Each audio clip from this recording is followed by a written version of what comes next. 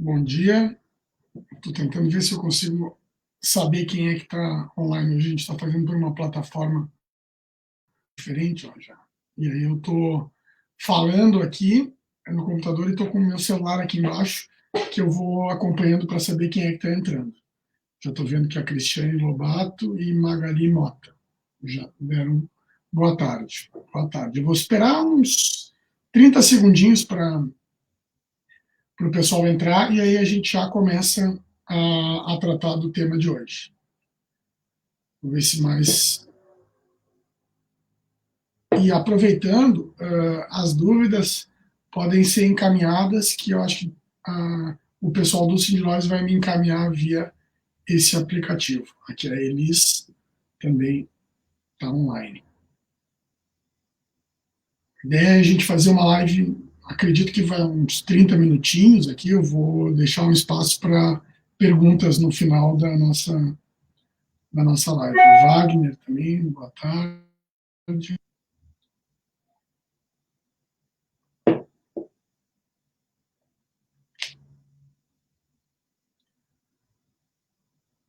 Vamos lá, vamos começar então. Bom, pessoal, para quem já fiz algumas lives anteriores, então vou me apresentar para quem não me conhece. Meu nome é Eduardo Halp, eu sou advogado trabalhista, sócio do escritório Flávio Bino Filho Advogados. E o nosso escritório, então, é um escritório que presta consultoria para o Cid Lojas na área trabalhista.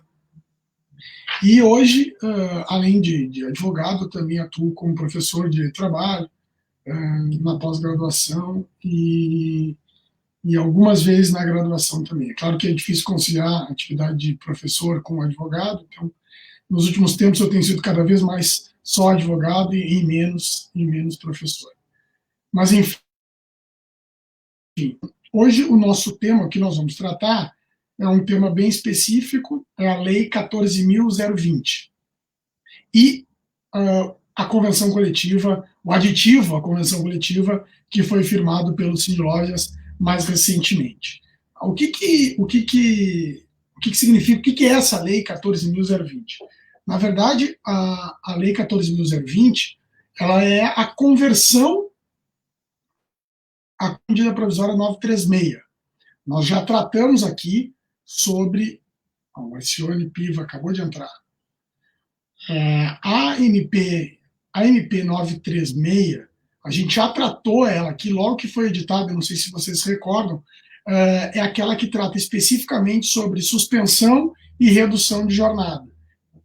Trazia alguns outros temas, mas, de modo geral, eram essas duas possibilidades. A gente teve duas MPs que foram editadas após a pandemia, para enfrentamento da pandemia, a MP 927, que estabelecia algumas questões sobre teletrabalho, sobre férias, sobre banco de horas. Inclusive, essa MP 926 ela caduca hoje, então, se não for votada no Congresso e tudo leva a crer que não será, ela vai perder vigência e provavelmente vão surgir algumas dúvidas sobre a 927, mas que não é objeto da nossa discussão e da nossa live de hoje, para a gente deixar as coisas bem separadas. Provavelmente na semana que vem a gente vai fazer uma nova live para tratar sobre os impactos da não conversão da 927 em lei. E aí eu aproveito aqui para explicar um pouquinho como é que funciona essa questão legislativa de medida provisória e lei, e vigência de cada uma, e o que significa cada uma. Medida provisória, ela tem, como é que a gente pode dizer, a mesma hierarquia, o mesmo patamar, a mesma validade que uma legislação ordinária. Tá? Eu vou aqui, nessa nossa live, como sempre, procurar falar uma linguagem menos jurídica e mais coloquial, porque a ideia é esclarecer dúvidas e menos tratar de temas jurídicos complexos. Pois bem, então, a medida provisória ela tem a mesma hierarquia de uma lei. Então, ela vale tal como uma lei. A questão é, a edição dela é um pouquinho diferente, porque ela troca um pouco a lógica.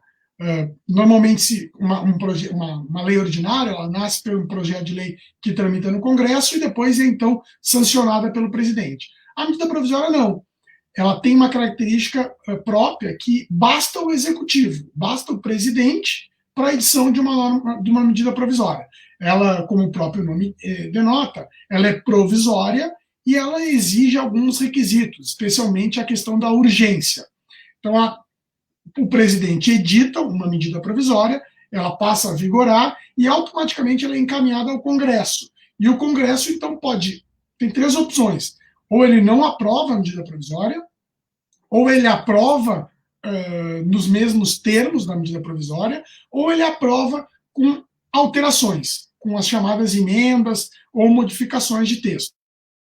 A medida 936, a gente já viu no passado, ela estabeleceu o Programa Emergencial de Manutenção de Empregos e Renda, que foi um programa que, basicamente, em linhas gerais, ele possibilitou a redução proporcional da jornada e salários, nos percentuais de 25, 50 e 70, por até 90 dias. E a possibilidade de suspensão do contrato de trabalho por até 60 dias. Aí tinha uma questão ali do pagamento de 30% para empresas, dependendo do seu faturamento. Mas não vem ao caso a gente entrar muito no detalhe da 936, porque essas regras previstas na 936 foram convalidadas pela Lei 14.020. Então, tudo aquilo que existia durante a 936 foi transformado na Lei 14.020. E é importante porque a medida provisória, ela, como eu disse, ela foi editada pelo presidente, juntamente com o Ministério da Economia. Então, o Ministério da Economia e o presidente editam uma medida provisória. Essa medida provisória foi encaminhada para o Congresso. Lá no Congresso, várias alterações foram sugeridas, inclusive foram aprovadas. A gente pode depois destacar algumas delas que foram alterações. Na verdade, o Congresso fez alterações pontuais nessa medida. O que é mais importante foi a possibilidade de prorrogação do programa. Então, ele praticamente deu um cheque em branco para o presidente. Ele não disse qual é o prazo específico, mas ele disse, presidente, essa medida pode ser prorrogada durante a vigência, durante o curso da calamidade, né, da pandemia, por decreto presidencial. Fez algumas outras pequenas alterações, algumas delas, isso é importante, não foram aprovadas pelo presidente, porque edita-se a medida provisória, encaminha para o Congresso e depois do Congresso ele volta ao presidente para sancionar essa lei. E nessa sanção, o presidente pode vetar ou não alterações que foram feitas lá no Congresso. E foi exatamente o que ele fez. Ele acabou vetando alguns dispositivos originalmente previstos e imputados no Congresso Nacional. Ali, uma das alterações dizia respeito às convenções coletivas. Dizia o seguinte, lá no Congresso se negociou, toda convenção que terminar no período da pandemia, ela se projetaria automaticamente, ela teria o que a gente chama de ultratividade, ela teria uma vigência prorrogada automaticamente. Isso foi negociado lá no Congresso, foi aprovado no Congresso, mas foi vetado pelo presidente. Uma outra questão que foi vetada foi a questão da correção dos débitos trabalhistas, que foi uma matéria que foi incluída lá no Congresso e eles tiraram. Também alterações no programa de participação nos lucros e resultados, que o presidente também vetou. E uma questão, aqui no nosso caso trabalhista, não vamos tratar com mais profundidade, mas foi a possibilidade da desoneração da folha de pagamentos. E isso é um tema que, inclusive, o presidente da Câmara tem dado declarações, que o Congresso não gostou, vamos dizer assim, desse veto presidencial e pode, inclusive, nesse caminho, derrubar o veto. O que acontece? No caminho, editada a medida provisória pelo presidente, ela é encaminhada para o Congresso. O Congresso pode aprovar, ou rejeitar ou fazer alterações. Nesse caso, ele fez alterações. Volta para o presidente. O presidente aprova as alterações ou veta as alterações. Nesse caso específico, ele aprovou algumas alterações e vetou outras tantas. Esses vetos, eles novamente são encaminhados para o Congresso e, dependendo da votação, claro que se exige um quórum qualificado, esses vetos podem ser finalmente, então, derrubados.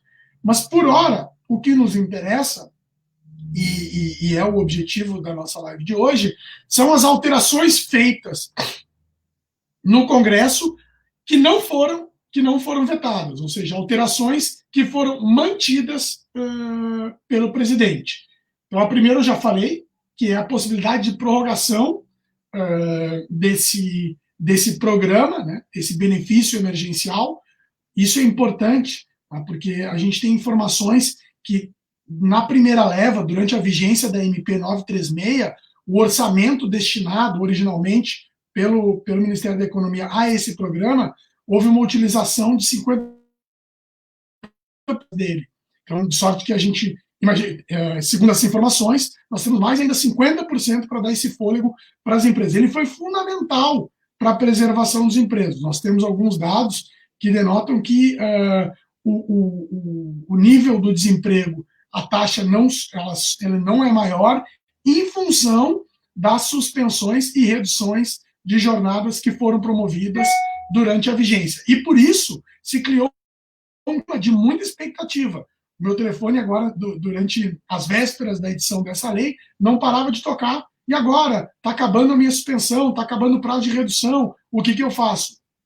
Infelizmente, a minha resposta era: não havia o que fazer, porque para que se continuasse com uma nova redução, uma nova prorrogação, além dos prazos da MP, era preciso uma nova regra normativa, uma lei ou um outro ato normativo. E como eu disse, a MP, ao ser convertida na Lei 14.020, ela estabeleceu a possibilidade do presidente prorrogar a possibilidade de redução de jornada e também a suspensão do contrato de trabalho. Além disso, foram feitas algumas modificações. Antigamente, na redação original, a base para saber se precisava de negociação coletiva ou não era 3 salários mínimos. Se passou para 2 salários mínimos para empresas com faturamento anual no ano de 2019 até 4.800.000 e 3 para empresas abaixo desse faturamento. E outras faixas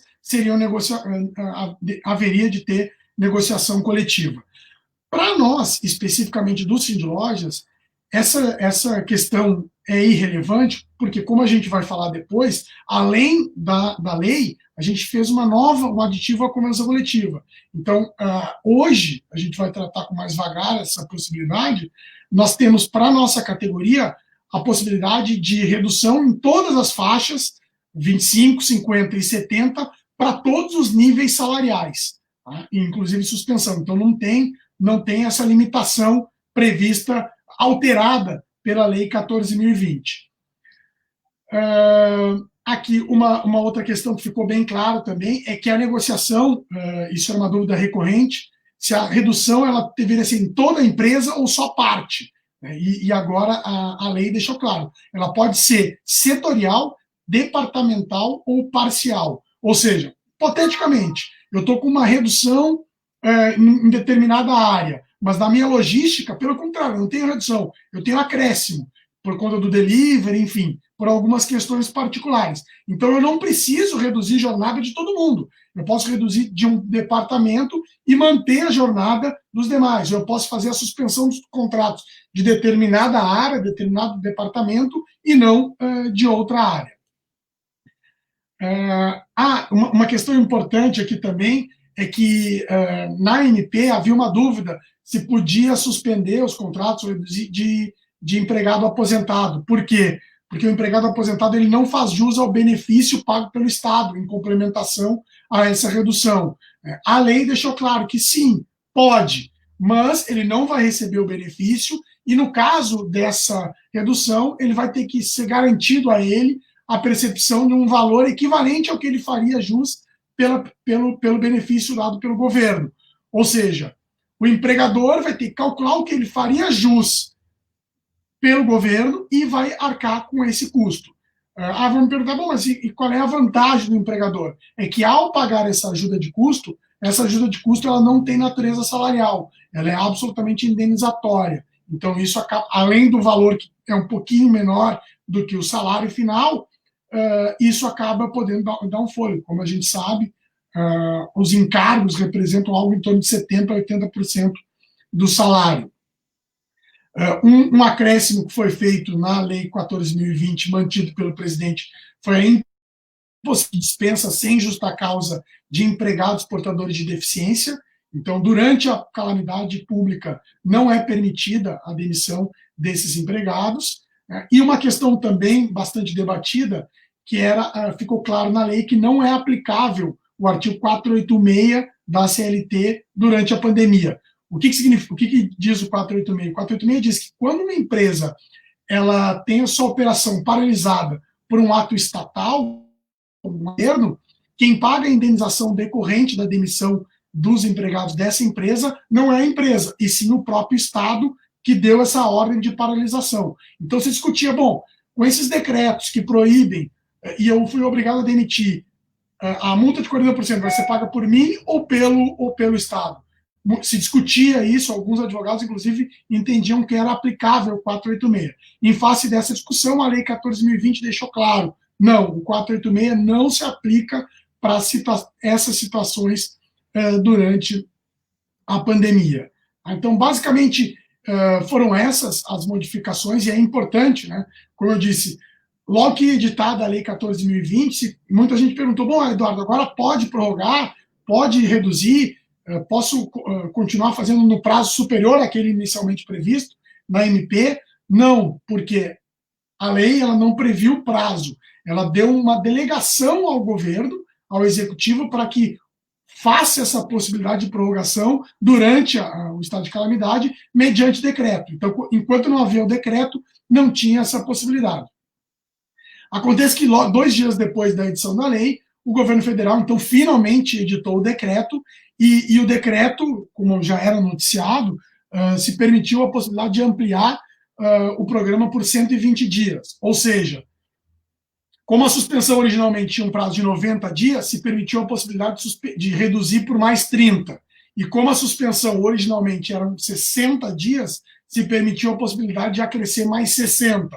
Ou, para as empresas que não se utilizaram ainda desse tipo de suspensão ou redução, é possível promover todo o período, ou seja, eu posso fazer a redução de jornada de empregados que eu não reduzi por 120 dias. E o mesmo eu posso fazer em relação à suspensão de contratos para quem eu não fiz. Para quem eu já fiz no período de 60 dias de suspensão, sobram 60 dias. Para quem eu já reduzi 90, sobram mais 30 dias nesse novo modelo.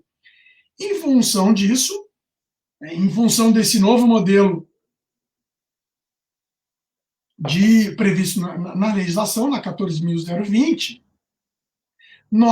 o Sindi Lojas, muito atento, né, às necessidades, aos anseios dos seus associados e representados, correu na frente. Inclusive foi bastante divulgado, o meu sócio, o Dr. Flávio, deu algumas entrevistas, bastante demandado, se não me engano foi no Bom Dia Rio Grande, que eu acho que ele falou, a Jane Guerra também repercutiu muito essa negociação coletiva, porque o Sindi Lojas foi pioneiro. Tão logo editado o decreto, ele já se reuniu com o Sindec e estabeleceu condições próprias, específicas, particulares, em decorrência dessa nova. Basicamente, o que se fez com isso? A gente sabia que um gargalo dessas possibilidades é aquela questão de que a redução de 25 era permitida para todos e qualquer empregado, mas as reduções, além disso, elas tinham um freio dependendo do salário, como a gente disse. Até empresas com faturamento de 4.800.000 no ano base de 2019, só para 3 salários mínimos, acima disso, 2. A nossa convenção coletiva, ela autoriza, esse aditivo, autoriza a redução para todo e qualquer empregado, independentemente do salário. Então, de acordo com a convenção coletiva, esse é um ponto bastante importante, eu posso reduzir a jornada de trabalho e suspender os contratos, independentemente do valor e patamar salarial deste empregado. A gente conseguiu negociar isso, obviamente, seguindo as regras previstas na legislação, que são as mesmas regras previstas na MP. Ou seja, é necessário fazer a comunicação tanto ao sindicato quanto ao governo. Ao governo, obviamente, porque ele é o responsável pelo pagamento da complementação calculada a partir do seguro-desemprego. Enquanto eu estou fazendo a live, eu acabei de receber uma ligação da doutora Lúcia, que não deve estar assistindo essa live.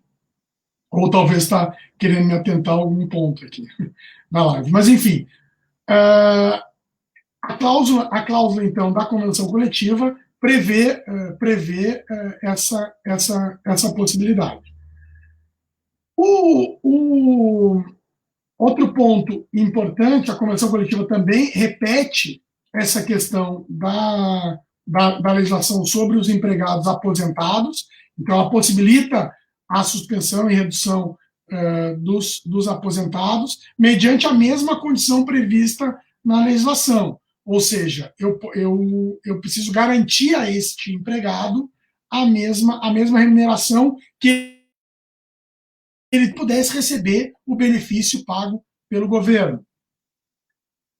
Estou aqui abrindo a nossa convenção para falar um pouco sobre isso. Então, a cláusula primeira prevê da suspensão do contrato na forma do programa. Durante o estado de calamidade, o empregador poderá acordar a suspensão de todos os seus empregados ou de alguns de seus empregados, pelo prazo máximo de 60 dias, além daquele, né, como a gente já viu, 60 dias anteriores já feito. Ele poderá, então,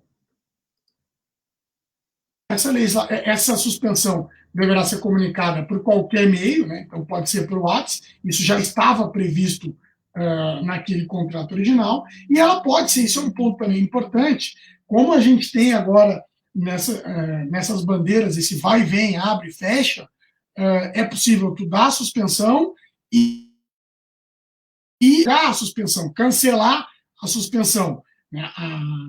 A legislação exige, e a nossa convenção, que isso seja feito no prazo de 2 dias corridos. Né? Então, isso é possível promover.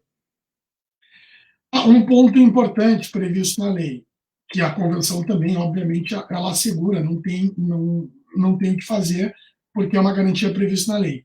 E isso tem que tomar muito cuidado com essa medida de suspensão ou redução de salário. Por quê? A contrapartida a isso é uma garantia provisória no emprego. Então, e como é que funciona? Já funcionava assim. A garantia provisória no emprego, ela ocorre durante o período de implementação, ou da redução, ou da suspensão. Por exemplo, eu tinha reduzido lá 90 dias, jornada do meu empregado. Reduzi 90 dias, agora, com essa possibilidade, vou reduzir mais 30.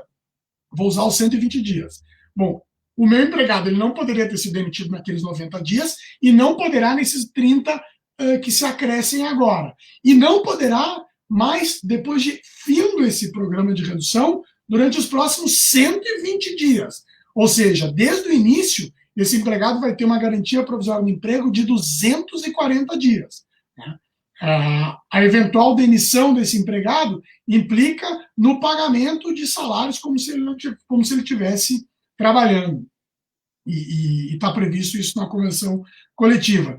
Então tem que tomar muito cuidado. Eu sei que é um ponto de atenção, então as empresas, infelizmente, estão espremidas por essa situação da pandemia. Elas estão, como dito, espremidas nesse momento, um momento muito complicado, muito difícil, e é preciso tomar cautela com a adoção dessas medidas e, na verdade, mais do que cautela, é preciso conhecer os impactos decorrentes dessa medida. Ou seja, quando eu implementar essas medidas, eu tenho que estar ciente de que esse meu empregado vai ter garantia provisória no emprego. A nossa convenção coletiva, como um fator que angustia aos empresários e a todos nós, é essa ausência de prazo no horizonte. Então, todo mundo, é a pergunta de 1 milhão. quando finalmente essa situação vai voltar ao normal, ou ainda ao chamado novo normal. Ninguém sabe. Esse programa, ele, como eu dito, ele possibilita uma ampliação em mais 60 dias, né, dos programas adotados. Agora, e se não for suficiente? Bom, se não for suficiente, terão dois caminhos. Ou a gente aguarda o governo federal editar um novo decreto de prorrogação desses benefícios, ou o Cindy Lojas já se antecipou e previu a possibilidade da suspensão sem a percepção do bem, desse benefício. Aí o empregado, na verdade, vai se fazer a suspensão e, nesse período, o empregador é que vai pagar integralmente o salário. Não vai ter uma parte custeada pelo governo. Mas lembrando que esta percepção e esse pagamento, ele se fará na forma indenizatória, ou seja, sem as integrações salariais decorrentes nas demais verbas trabalhistas, previdenciárias, fiscais, enfim. A nossa convenção permitiu essa possibilidade. E, nesse caso, como não há contrapartida do Estado, nesse caso não haverá a garantia provisória do emprego. Então, é possível promover uma suspensão com o pagamento do salário nominal, sem as integrações. É claro, vamos me perguntar, mas eu não tenho risco? Olha, essa é uma pergunta que a advogado sei de responder, né? Cada vez é mais complicado no ambiente jurídico que a gente vive, com muito pouca segurança jurídica, para que nós, advogados, possamos taxar e definir claramente, ó, isso aqui dá para fazer sem nenhum risco. Obviamente, talvez haja algum risco do fisco, ou, enfim, questionar essa previsão da convenção coletiva. O que cabe ao Cindy Lojas é tentar a tentativa e dar um argumento. Então, aqui, a nossa convenção, ela prevê essa possibilidade, claramente, nós entendemos que ela é válida, mas é possível que isso seja questionado, ou pelo empregado, ou pelo próprio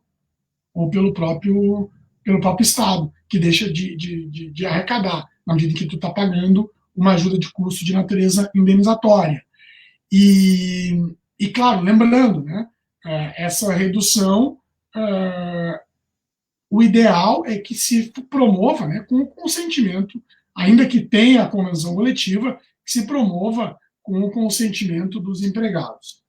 Bom, então aqui a gente tem essa segunda possibilidade na cláusula terceira, depois a cláusula quarta fala da redução de jornada na forma do benefício previsto pelo governo, né, com os percentuais de 25%, 50% e 70%, e a redução de jornada e salário sem a percepção do benefício.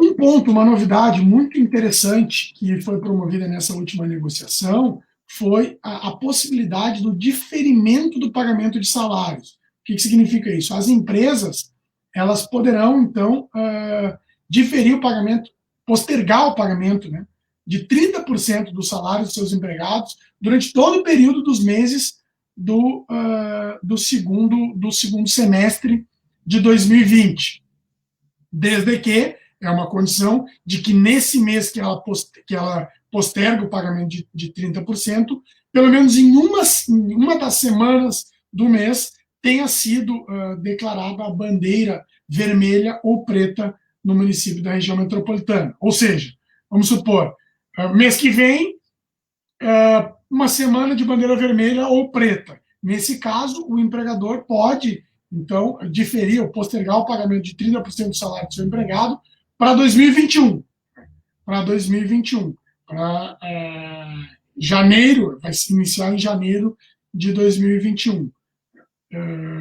Desde que, como dito, tenha pelo menos uma semana em bandeira vermelha ou bandeira preta. Uma outra questão também importante que foi esclarecida, e aqui não é nada ordinário, né, a cláusula nona, para quem não sabe, o Sindloz e o Sindec têm um centro bipartite de solução de conflitos trabalhistas. Tá? Então, se permitiu, né, em situações excepcionais, então não dá para chegar lá e dizer, quero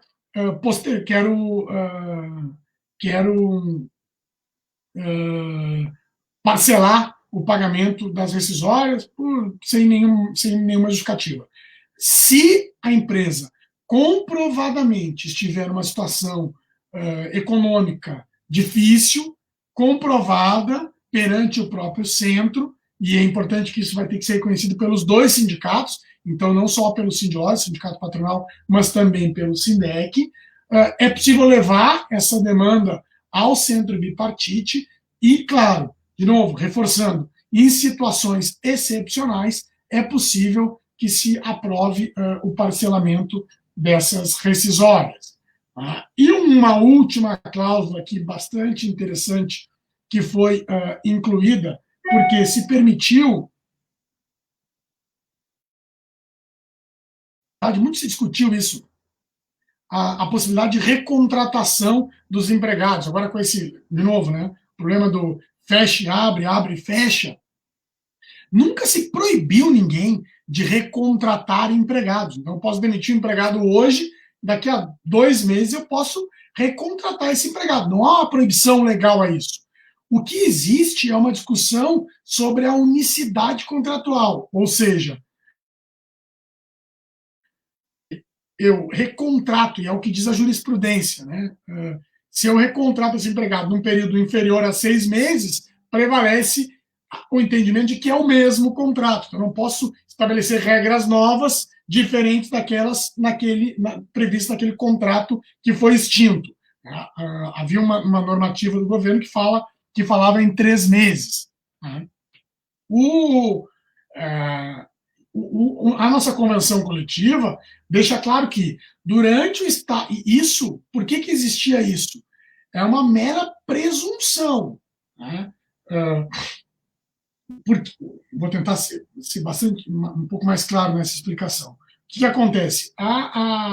Muitos empregadores, por exemplo, tinham interesse em reduzir o salário, ou tinham um benefício do empregado que ele não estavam mais conseguindo pagar. Então, eles acabavam demitindo num dia,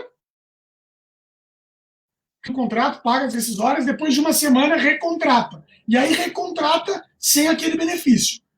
Isso é uma fraude. Isso é uma fraude porque eu estou tentando burlar a proibição de alteração contratual lesiva. O empregador ele não pode alterar o contrato em prejuízo do empregado. Então, quando tu rescindia e recontratava, seria uma espécie de fraude a isso. Então, a jurisprudência estabeleceu uma presunção de que, se essa recontratação ocorre menos de 6 meses, há uma presunção de que é fraude.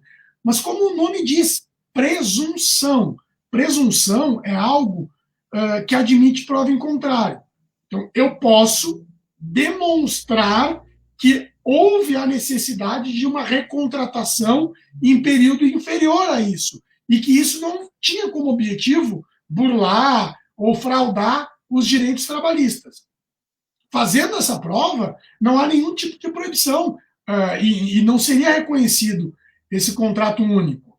Mas, para deixar isso ainda mais claro, o novo aditivo previu claramente que, durante o estado de calamidade pública decorrente da pandemia, não será presumida a fraude se houver a rescisão sem justa causa, seguida de uma recontratação dentro desses 90 dias subsequentes a essa rescisão, tá?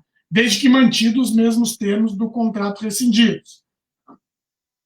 É possível, inclusive, promover a rescisão e a recontratação em valor de salário inferior, desde que respeitado o salário hora. Isso é uma garantia importante, ou seja, na verdade, por vias indiretas, a convenção coletiva permitiu, o que é previsto na Constituição, uma espécie de redução salarial, ainda que não haja uma redução salarial nominal do valor do salário hora, porque, ou seja, o empregado passa a ser recontratado numa nova realidade de horário e garantido o salário hora, mas um salário nominal inferior, né? Mas também uma jornada inferior.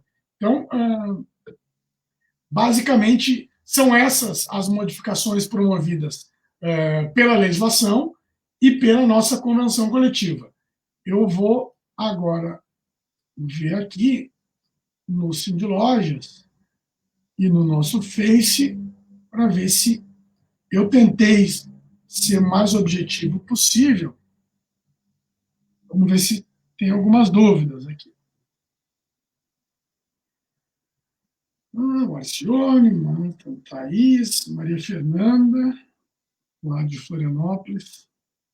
Está menos frio lá em Floripa.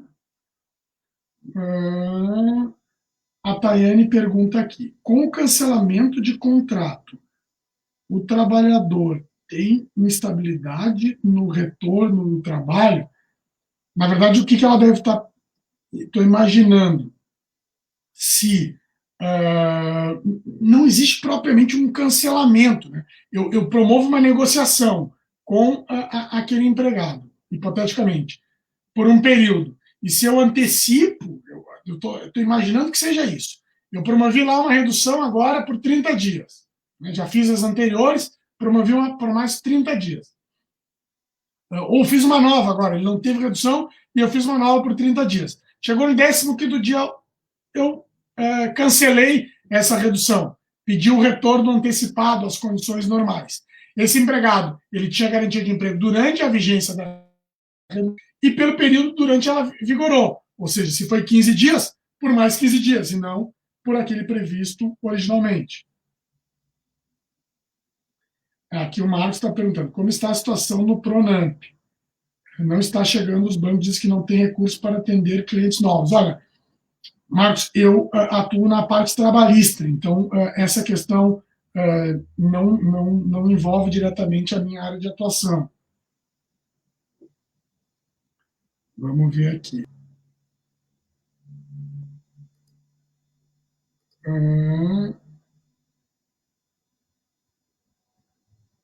A respeito da estabilidade, o Wagner pergunta, com a prorrogação, ainda assim segue estabilidade? Sim, segue a estabilidade, ela vigora durante todo o período de vigência da redução ou da suspensão e pelo dobro subsequente. Ou seja, vamos supor, eu reduzi vamos pegar só redução, eu reduzi por 90 dias, usei todo o prazo, e agora eu vou reduzir por mais 30, vou usar os 120 dias. Então ele teve estabilidade durante o período de redução, durante esses 120 dias, e depois de finalizada a redução, ele terá estabilidade por mais 120 dias. É isso que prevê a norma.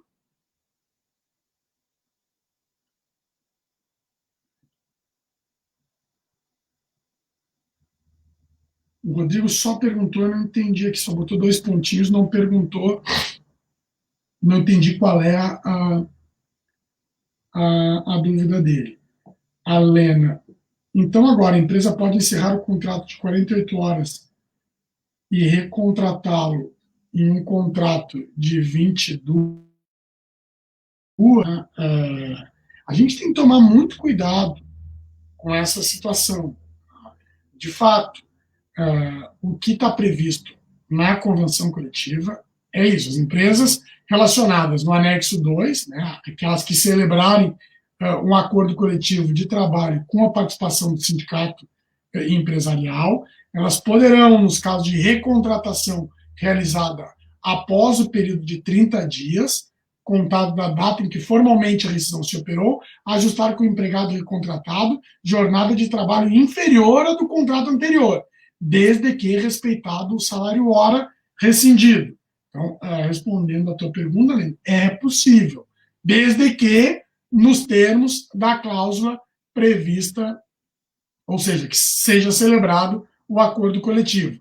Nos casos de empregados em que a rescisão do contrato de trabalho se operou no período de garantia decorrente da suspensão, a recontratação está condicionada ao regular pagamento da indenização. Ou seja, se eu reduzir, o que diz a convenção?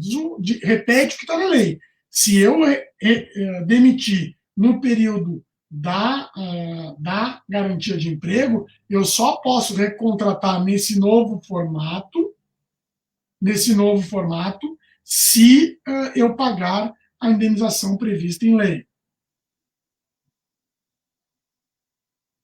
Vamos lá, o Rodrigo pulou a minha pergunta. Se eu usar os 120 dias e depois assinar convenção e colocar um funcionário em redução, quem pagará a diferença de valor que antes ela paga pelo governo? Tá, pelo que eu estou entendendo, ele está perguntando o seguinte: usei todo o prazo previsto na lei e na convenção, ou seja, usei os 120.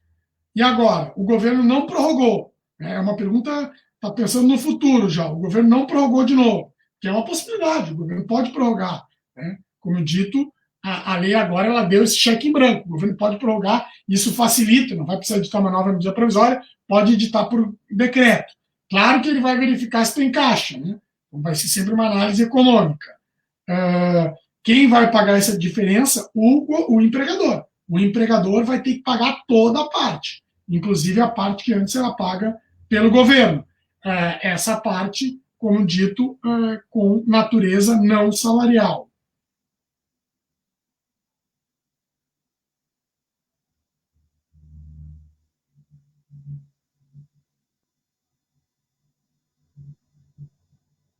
Olha, aqui é uma pergunta sobre quais a empresa, no caso de diferimento. Deixa eu dar uma olhada aqui, que eu quero ver a convenção. Como é tudo muito novo,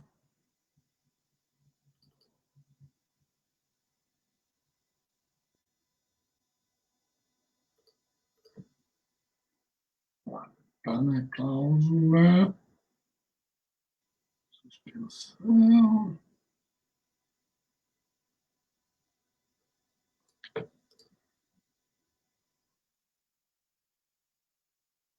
Garantia. Cláusula 7. As empresas relacionadas ao anexo 2, né, ou através de acordo coletivo de trabalho com a participação do sindicato empresarial, poderão diferir o pagamento de 30% do salário de seus empregados dos meses do segundo semestre de 2020. O valor mensal diferido terá seu pagamento iniciado em janeiro. 1. E não poderá ultrapassar o período maior do que os meses que tiverem a parcela do pagamento diferido em 2020, ou seja, só pode até o final desse ano. A redução de jornada de trabalho, a suspensão e o diferimento dos salários deverão ser comunicados pelos empregadores aos sindicatos, tanto ao sindicato dos empregados quanto ao sindicato dos lojistas. Tá? A cláusula 8ª dessa forma, no prazo de 10 dias corridos, contados de sua implementação. Então, respondendo aqui, Yuri, quais as informações? Eu preciso as informações os empregados, a relação de empregados e o que ocorreu com eles. Se foi suspensão, se foi redução ou se foi o diferimento do salário. São essas as informações que devem ser encaminhadas. Vamos ver se entra mais alguma pergunta. Se não entrar, já deu 45 minutos aqui da nossa live. Nós vamos encerrar.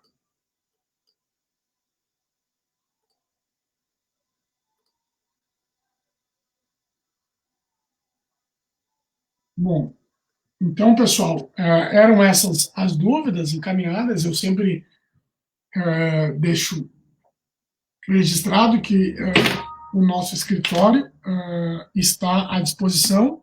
Né?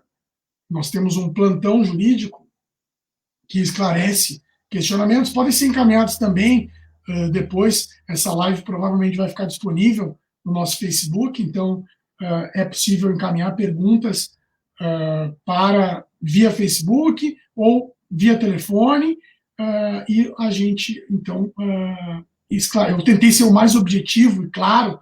É óbvio que tem algumas discussões, a gente vive um momento de muita insegurança, como eu disse, a nossa convenção ela é absolutamente pioneira, Então, o Sindlojas, eu, nesses últimos dias, recebi várias ligações de outros sindicatos. Como dito, é um case de sucesso essa nossa negociação. Vários sindicatos já estão querendo o modelo, inclusive ontem me pediram, Eduardo, me manda o modelo dessa convenção, porque também querem replicar nas suas respectivas categorias.